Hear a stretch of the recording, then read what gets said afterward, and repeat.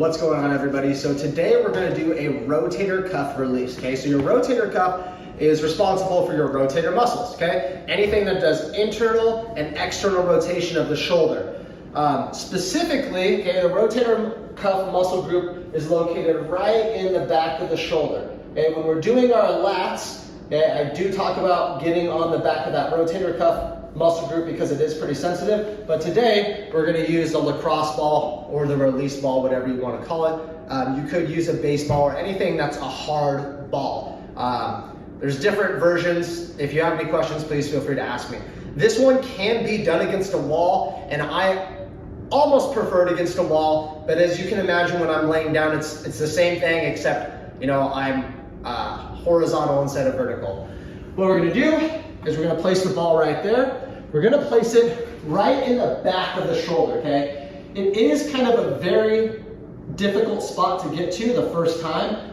You wanna make sure you're not on the scapula, okay, not on the shoulder blade bone. It's right at the very top of it almost, okay? And then usually right to the side, okay? So if I put my arm up and I'm rotating, it's hard to feel it, but it's kind of in that soft spot right there. So what I'm gonna do is I'm gonna put the ball down, okay?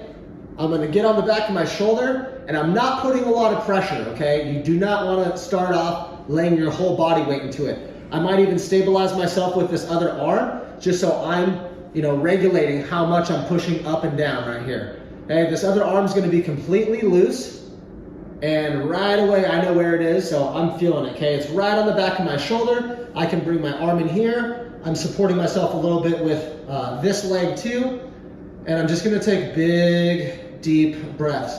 If you have tight rotator cuffs, you're gonna feel a lot of pressure in the back. It's a very sensitive release. Sometimes you can even feel almost a shooting pain in the front. As long as it's not radiating like down your hand to your fingers or anywhere else down your back, it's okay. If you're feeling it in the front, that's completely normal. Those rotator cuff muscles, if they're tight, you'll definitely have a lot of pressure to kind of wrap this direction. From there, you can take your arm, okay, into a neutral position, and you can rotate it, okay? You can go into internal rotation while it's on it. Yep, I'm feeling that. And you can go back to external rotation. And this is actually highly recommended. That way you're kind of moving it through that full range of motion. I know I talk a lot about when you're doing your releases sitting on it for 30 seconds, which we will do, but doing it like this, you're gonna feel it. It's gonna be painful. That's how you know you're on the right spot, okay? And then I might sit there and say, kind of right about there is the most sensitive spot. Big deep breaths. I'm gonna relax into it. Once again, I can kind of move it a little bit while I'm on there. Yeah, that's nice and sensitive. And after 30 seconds, we're gonna go into either a sleeper stretch, which is an internal rotation, or an external rotation stretch, and then we're gonna do the other side.